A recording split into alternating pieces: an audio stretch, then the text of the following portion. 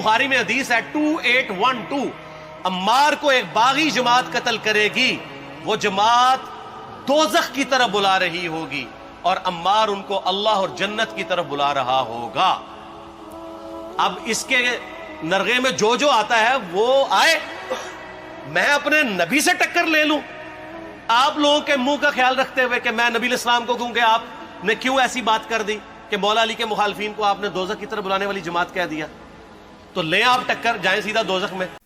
اب سننے میں تو یہ بات کتنی اٹریکٹیو لگ رہی ہے کہ لیں آپ نبی پاک صلی اللہ علیہ وسلم سے ٹکر اور جائیں سیدھا جہنم میں، but let see the other side of picture. لیکن ویڈیو میں آگے بڑھنے سے پہلے میں آپ سے ریکویسٹ کروں گا کہ چینل کو سبسکرائب کر دیں، لائک کر دیں اور کامنٹ ضرور کریں، یہ میرے لیے آپ کا ریوارڈ ہوتا ہے اور اس سے میرا اور آپ کا تعلق جڑا رہتا ہے۔ چلتے ہیں ویڈیو میں آگے، ویڈیو آپ نے پوری ضرور دیکھنی ہے کیونکہ the damage is still to be done. Imam Bukhari جو ہے 2812، اور وہ یہ ہے کہ اللہ کے نبی علیہ السلام نے حضرت عمار بن یاسر سے فرمایا کہ عمار تجھے باغی گروہ قتل کر دے گا، تو یدعوہم الی اللہ، تو اللہ کی طرف ان کو بلانے والا ہوگا، وَيَدْعُونَهُ إِلَى النَّارِ، اور وہ سارا کا سارا گروہ تجھے دوزخ کی طرف بلائے گا۔ جملوں پہ غور کیجئے گا، یہ جملے بھولنا نہیں ہے، یہ آگے بہت کام آئیں گے۔ حدیث کے لفظ اللہ کے نبی علیہ السلام نے فرمایا عمار جنت کی دعوت دینے والا ہوگا اور وہ پورا کا پورا گروہ جہنم کی دعوت دینے والا ہوگا۔ اس حدیث کو جن حضرات نے صحیح سمجھا ان کا استدلال یہ نکلا، حضرت عمار بن یاسر حضرت علی کے گروہ میں تھے جس وقت صفین کا معرکہ ہوا، اور جب صفین کے معرکے میں عمار بن یاسر حضرت علی کے گروہ میں تھے تو چونکہ اللہ کے نبی علیہ السلام نے فرمایا عمار جنت کی طرف بلانے والا ہے، وہ پورا گروہ جہنم کی طرف بلانے والا ہے، تو واضح نتیجہ ملا کہ جس گروہ میں عمار بن یاسر شریک ہے وہ جنت کی طرف بلانے والا گروہ ہے اور دوسرا گروہ جہنم کی طرف بلانے والا ہے، اور جو گروہ جہنم کی طرف بلانے والا ہوگا وہ حق پر کیسے ہو سکتا ہے؟ وہ غلطی پر ہوگا۔ اسی طرح اس حدیث میں لفظ ہے تقتلہ فی الباغیہ، کہ عمار تجھے باغی گروہ قتل کرے گا، لہذا عمار کے مقابلے میں جو سامنے والا گروہ ہے جن سے عمار کی شہادت ہوئی وہ گروہ باغی قرار پایا۔ سیدھا نتیجہ اس حدیث صحیح سے۔ اب دیکھیے گا، اب جنگ ہو رہی ہے صفین کی، حضرت علی ایک جانب ہے، حضرت امیر معاویہ ایک جانب ہے۔ میں نے ابھی جو موقف کا میں نے کہا کہ جو بولے حضرت امیر معاویہ غلطی پر ہے وہ حضرت امیر معاویہ کو گالی نہیں دے گا، وہ اہل بیت رسول پاک علیہ السلام کو گالی دے گا۔ اس کی وجہ کیا ہے؟ اس کی وجہ یہ کہ امام بخاری اس حدیث کو لے کر آئے ہیں، پڑھیے گا، اور بخاری کی حدیث یہ ہے کہ جس وقت یہ جنگ ہو رہی تھی 7110 نمبر حدیث نکالیے گا، یہ نہیں حدیثیں سنائی جائیں گی آپ لوگ، آپ کو ہمیشہ بے وقوف بنا کے رکھا جائے گا، آدھی باتیں سنائی جائیں گی، آدھی چھپا دی جائیں گی۔ آگے دیکھیے گا، حدیث یہ ہے کہ اسامہ بن زید جس وقت حضرت علی جنگ کا میدان سجا، یا بخاری کے الفاظ سنیے گا، اسامہ بن زید نے اپنے غلام کو بلایا، حرملہ، کہا کہ جاؤ حضرت علی کے پاس جاؤ۔ حضرت علی آپ سے پوچھیں گے کہ اسامہ کیوں نہیں آیا تلوار اٹھا کے ہمارے ساتھ جہاد کیوں نہیں کیا؟ اسامہ اہل بیت رسول صلی اللہ علیہ وسلم، اسامہ کیوں نہیں آیا؟ کہا کہ جس وقت حضرت علی آپ سے میرے بارے میں پوچھیں حضرت علی کو ادباً جواب دے دیجیے گا، اور جواب کیا دے دیجیے گا کہ علی رضی اللہ تعالیٰ عنہ، اسامہ نے جواب یہ دیا ہے کہ خدا کی قسم اگر آپ پر کوئی شیر حملہ کر دے، اگر آپ پر کوئی شیر بھی حملہ کر دیتا، اسامہ بڑھ کر آپ کی حفاظت کے لیے اس شیر سے بدک پڑتا، لیکن یہ جو معاملہ ہے آپ نے تلوار اٹھا لی اہل شام کے خلاف، لم اراہ، حدیث کے لفظ ہے، میں اس کو حرام سمجھتا ہوں، میں ٹھیک نہیں سمجھ رہا۔ یہ اسامہ بن زید کا موقف امام بخاری لے کر ہے، اہل بیت رسول سے ہیں اسامہ بن زید صلی اللہ علیہ وسلم، اور آپ نے کہا میں اس کو جائز نہیں سمجھ رہا، آپ جو جنگ لڑ رہے ہیں میں اس کو حرام سمجھ رہا ہوں۔ اب مسئلہ کیا ہوا؟ اس کے بعد حدیث کے لفظ دیکھیے گا، اس کے بعد حدیث کے لفظ ہے کہ حضرت علی نے حرملہ غلام تھا اسامہ بن زید کا، یہ پیغام لے کر جب حضرت علی کے پاس گیا، حضرت علی ناراض ہو گیا، آپ نے منہ پھیر لیا، حرملہ کو کوئی جواب نہیں دیا۔ اس کے بعد حرملہ کہتا ہے کہ بھائی حضرت علی نے تو مجھ سے بات ہی نہیں کی۔ اس کے بعد پھر میں چلا گیا حسن کے پاس، حسین کے پاس، حضرت علی کے بیٹے امام حسن اہل بیت شہزادوں کے پاس چلا گیا، حسن اور حسین کے پاس۔ کیا جب میں حسن حسین کے پاس گیا انہوں نے مجھے بلایا، مجھے سواری دی، بھر دیا اس کو سامان سے، عزت کی میری، توقیر کی میری، کہا کہ مجھے عزت کے ساتھ روانہ کیا، جاؤ۔ یہ حدیثیں آپ کو کبھی نہیں سنائی، کوئی سنائے گا ہی نہیں۔ جہاں تک سوال یہ رہ گیا ان علماء کا کہ بھائی بخاری میں یہ بھی تو حدیث آئی ہے تقتلہ فی الباغیہ، پھر ہے کہ یدعوہم الی الجنہ ویدعونہ الی النار، پھر یہ بھی تو حدیث، اس کا کیا کریں؟ تو اس کا جواب ان علماء کے نزدیک اس کا جواب ہے یہ حدیث صحیح ہو تو مان لیں، حدیث صحیح نہیں ہے۔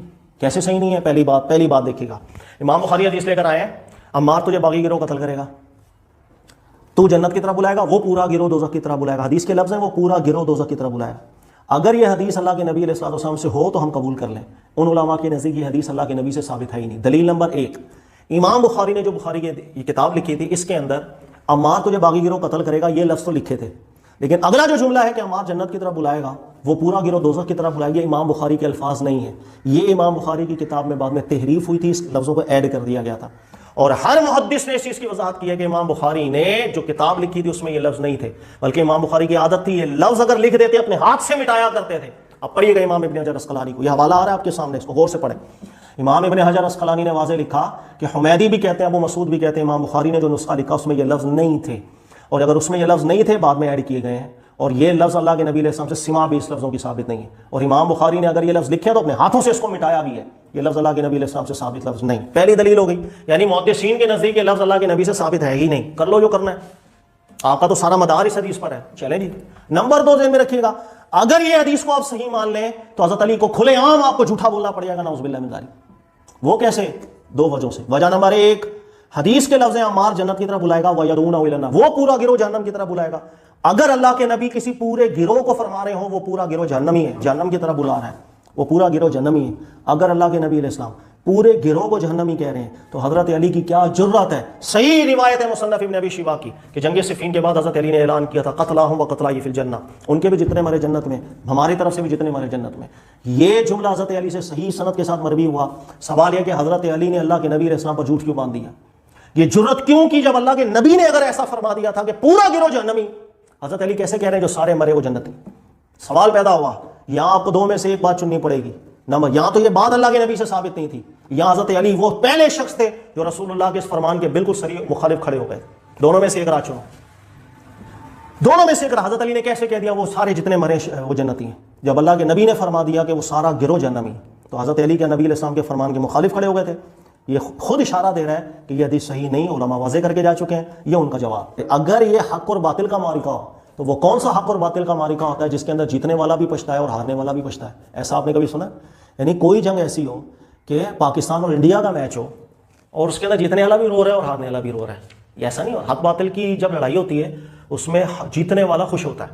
حضرت علی، یہ بھی مصنف ابن ابی شیبہ کی روایت ہے، صحیح روایت ہے۔ امام حسین جب جنگ جمل ہو گئی تھی، اس کے بعد حضرت عائشہ صدیقہ رضی اللہ عنہا پچھتائیں، آپ سے ایک جملہ مروی عائشہ صدیقہ کہتے ہیں کاش میں درخت کی ٹہنی ہوتی لیکن یہ جنگ ہم نہ ہوتی۔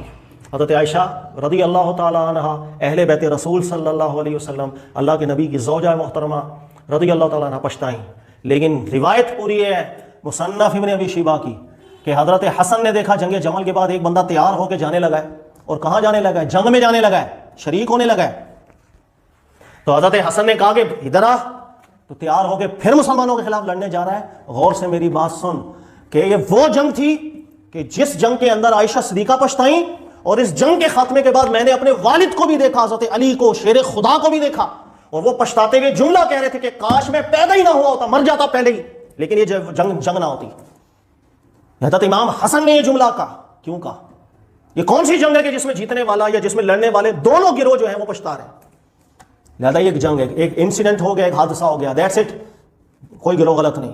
دوسری دلیل حضرت علی کا جملہ قتلاہم و قتلائی فی الجنہ، وہ بھی جنت میں ہم بھی جنت میں۔ سوال یہ ہے کہ اگر حق باطل کا معرکہ ہو تو دونوں جنت میں نہیں ہو سکتے، باطل جنتی کیسے ہو سکتا ہے؟ تیسری دلیل امام مسلم اس روایت کو لے کر ایسے، امام بخاری بھی لائے، حدیث سنیے گا بڑے غور سے۔ اللہ کے نبی صلی اللہ علیہ وسلم نے ارشاد فرمایا کہ میرے بعد فتنہ ہوگا، ایک مقتل عظیم ہوگا، صحیح روایت ہے، مسلم کے الفاظ اور بخاری کے الفاظ۔ اللہ کے نبی علیہ السلام نے فرمایا دعواتہما واحدہ، ان دونوں کی دعوت ایک ہی ہوگی، ودعواہما واحدہ، اور ان دونوں کا دعویٰ بھی ایک ہی ہوگا۔ یہ بھی صحیح حدیث ہے، بخاری میں اور مسلم کے اندر ہے۔ رسول اللہ صلی اللہ علیہ وسلم اپنی حیات میں فرما کے چلے گئے تھے کہ یہ جو جنگ ہونے والی ہے مقتل عظیم میری امت میں فئتین عظیمتین کے درمیان ہونے والی ہے، ان دونوں میں دعوت ایک ہی ہوگی، دونوں کا نعرہ ایک ہوگا، دونوں کا دعویٰ ایک ہے، دونوں کی دعوت ایک ہے۔ اب سوال یہ ہے کہ بھئی وہ تو حدیث کہہ رہی تھی کہ ایک کی دعوت جنت کی ہے اور دوسروں کی دعوت جہنم کی ہے، یا وہ حدیث صحیح ہے یا یہ حدیث صحیح ہے؟ کیونکہ اس حدیث میں اللہ کے نبی علیہ السلام نے فرمایا دونوں کی دعوت ایک ہے۔ اگر گروہ علی کی دعوت اللہ اور جنت کی طرف تھی، دوسرے گروہ کی دعوت بھی جنت اور اللہ کی طرف تھی۔ اگر بولے دوسرے کی جہنم کی طرف تھی، نبی کو جھوٹا قرار دینا پڑ جائے گا۔ آپ بولے وہ بھی تو صحیح حدیث ہے، لیکن اس پر اعتراض ہے، اس حدیث کی سند میں اختلاف ہے، وہ امام بخاری نے لکھے ہی نہیں تھے الفاظ۔ لہذا ان علماء کے نزدیک اللہ کے نبی علیہ السلام جب اپنی حیات مبارکہ میں فرما کے جا چکے دعوتہما واحدہ دعواہما واحدہ، ان دونوں گروہوں کی دعوت ایک ہوگی، دعویٰ ایک ہوگا، تو آپ کو مجھے کیا جرت ہے کہ ہم یہ بیان کرتے پھریں کہ دونوں گروہ جہنمی ہیں؟ اگر کوئی شخص تقتلہ فی باغیہ کی صحیح حدیث کو مان کے حضرت علی کے گروہ کو ٹھیک ہے کہ حضرت امیر معاویہ کے گروہ کو غلط کہہ دے گا، حضرت امیر معاویہ کو گالی نہیں دے رہا، وہ حضرت اسامہ بن زید کو گالی دے رہا ہے، اہل بیت رسول کو، اس لیے وہ حرام سمجھ رہے تھے حضرت علی کی جانب سے تلوار اٹھانے کو۔ وہ رسول اللہ صلی اللہ علیہ وسلم کی ان تمام صحیح حدیثوں کو جھٹلا رہا ہے جس میں اللہ کے نبی علیہ السلام صحابہ کو بیان کر رہے تھے فتنہ ہوگا شام پکڑ لینا، لڑائی ہوگی شام پکڑ لینا۔ بہت حدیثیں ہیں جس وقت فتنہ ہوگا ایمان شام میں ملے گا آپ کو. صحابہ ذکر کر رہے ہیں ہم وہ زمانہ پالے جب شام والا فتنہ ہوگا, فرمایا شام کو پکڑ لینا. ان سب صحیح حدیثوں کو جھٹلا دے گا. یہ باتیں آپ سے چھپائی جاتی ہیں. اہل بیت رسول صلی اللہ علیہ وسلم میں اسامہ بن زید تھے جن کا موقف تھا صفین کی جنگ حرام سمجھ رہے تھے. اس کے علاوہ امام حسن اور امام حسین, ان سے بھی صحیح سند کے ساتھ یہ مروی ہے, جمل ہونے کے بعد آپ نے کہ جائز ہی نہیں سمجھا تھا اگلا مسلمانوں کے قتال. یہ بھی طبرانی کی روایت اور صحیح روایت ہے. حضرت علی رضی اللہ تعالیٰ, حضرت امام حسن وقان لا يحب القتال, ان کا موقف تھا کوئی یہ قتال کا حامی نہیں ہوگا. یہ جو لڑائی ہوئی ہے میں اس کا کوئی حامی نہیں. لہٰذا آپ بولیں حضرت امیر معاویہ کے گروہ کو غلط بولیں تو آپ اصل میں اہل بیت کو برا کہہ رہے ہیں. یہ سوچئے گا کبھی. اچھا یہ بات ہو گئی. اس کے بعد اب جو بولے حضرت امیر معاویہ کا گروہ حق پر تھا, حضرت علی کا گروہ باطل پر تھا, وہ یہ حدیث صحیح کو تو مان لے گا, لیکن جن علماء کے نزدیک یہ حدیث صحیح ہے بخاری کی حضرت عمار بن یاسر والی, اس کے علاوہ دیگر وہ ان کو نہیں عمل کر سکتا, یعنی ان صحیح حدیثوں کو چھوڑنا پڑے گا. نمبر 3, جن علماء کا موقف یہ ہے کہ دونوں گروہ حق پر تھے, ان کے پاس بھی دلیلیں دعوتہما واحدہ, نبی علیہ السلام نے فرمایا دونوں کی دعوت حق پر ہے, یعنی وہ اس صحیح حدیث کو مان سکتا ہے, دیگر صحیح حدیثوں کو مانے گا, لیکن وہ عمار بن یاسر والی حدیث کو ایکسیپٹ نہیں کر پائے گا, یا وہ اہل شام والی روایتوں کو ایکسیپٹ نہیں کر پائے گا. ان میں سے کسی ایک موقف کو بھی اگر آپ نے چن لیا تو آپ بعض صحیح حدیثوں کو تو چنیں گے, بعض صحیح حدیثوں کو آپ ٹھکرا دیں گے, آپ رد کریں گے. پھر پیمانہ ایک رکھو, جس صحیح حدیث کی بنیاد پر آپ ایک چیز کو چن رہے ہو, دوسری صحیح حدیثوں نے کیا ایسا بگاڑا ہے کہ آپ اس کو نہیں ایکسیپٹ کر رہے. ہاں اب ایک طبقہ علماء کا ایسا گزرا جن کا ایک موقف تھا, پر وہ موقف واحد ایسا موقف ہے کہ جس موقف کے اوپر آ کر کوئی کھڑا ہو جائے گا تو یہ جتنی حدیثیں آپ کو بیان کی تمام کی تمام حدیثوں میں سے ایک بھی صحیح حدیث ایسی نہیں ہوگی جس کو جھٹلانا لازم ہوگا. آپ کو کہا کہ حدیث کی راہ کے اندر گھسو, اور اگر نالج تھا تو جانتے ہوئے آپ اللہ کے نبی پر جھوٹ باندھتے ہو. یا علماء واضح کر چکے کہ امام بخاری نے حدیث کی جو کتاب لکھی اس میں یہ لفظ تھے ہی نہیں, بعد میں ایڈیشن ہوئی. اللہ کے نبی علیہ السلام سے یہ لفظ ثابت نہیں کہ ہمارا جنت کی طرف بلائے گا, دوزخ کی طرف بلائے گا. تو یہ ذہن, اور یہ بھی منطبق ہو جاتا ہے تقتلہ فی الباغیہ, اور بغاوت کا اطلاق اجتہادی خطا کے اوپر ہو جاتا ہے. لہذا کوئی ایسی حدیث نہیں بچے گی جس موقف کو میں نے آپ کو بیان کیا, یہ علماء کا رائے, دونوں طرف اجتہاد ہے.